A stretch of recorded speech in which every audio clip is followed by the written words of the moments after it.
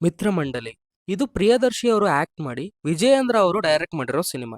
ಸಿನಿಮಾದ ಟ್ರೈಲರ್ ನೋಡಿ ಕಾಮಿಡಿ ಇರತ್ತೆ, ಜಾತಿ ರತ್ನಲು ತರ ಇರ್ಬೋದು ಅನ್ಕೊಂಡು ಸಿನಿಮಾಗೆ ಹೋದೆ.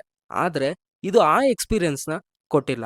ಬನ್ನಿ ಸಿನಿಮಾ ಹೇಗಿದೆ, ಏನ್ ಅನಿಸ್ತು ಎಲ್ಲ ಮಾತಾಡ್ಕೊಂಡು ಬರೋಣ. ಸಿನಿಮಾಗೆ ಹೋಗೋಕ್ಕೂ ಮುಂಚೆನೆ ಲಾಜಿಕ್ನ ನೋಡಬಾರ್ದು, ಜಸ್ಟ್ ನಕ್ಕು ಬರಬೇಕು ಅಂತಾನೆ ಫಿಕ್ಸ್ ಆಗಿ ಹೋಗಿದ್ದೆ. ಆದ್ರೂ ಸಿನಿಮಾ ಒಳ್ಳೆ ಎಕ್ಸ್ಪೀರಿಯನ್ಸ್ನ ಕೊಡ್ಲಿಲ್ಲ.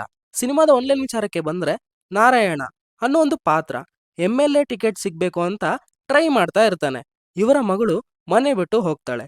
ಯಾಕೆ, ರೀಸನ್ ಏನು, ಮತ್ತೆ ಇವರಿಗೂ ಈ ಮಿತ್ರ ಮಂಡಳಿ ಬ್ಯಾಚ್ಗೂ ಇರೋ ಸಂಬಂಧ ಏನು, ಇದನ್ನೆಲ್ಲ ತಿಳ್ಕೊಳಕ್ಕೆ ನೀವು ಸಿನಿಮಾನೇ ನೋಡ್ಬೇಕು.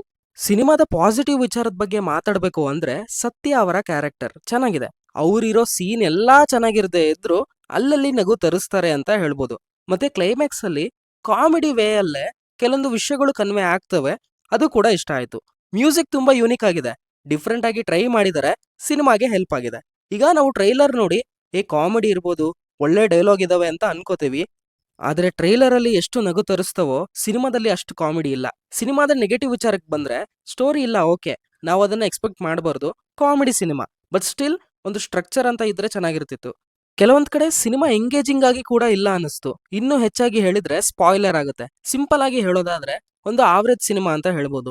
ಅಲ್ಲಲ್ಲಿ ನಗು ತರ್ಸತ್ತೆ, ಎಂಗೇಜಿಂಗ್ ಆಗಿ ಕೂಡ ಇರತ್ತೆ, ಬಟ್ ಯಾವುದು ಔಟ್ಸ್ಟ್ಯಾಂಡಿಂಗ್ ಅಂತ ಅನ್ಸಲ್ಲ. ಪರ್ಫಾರ್ಮೆನ್ಸ್ ವಿಚಾರಕ್ಕೆ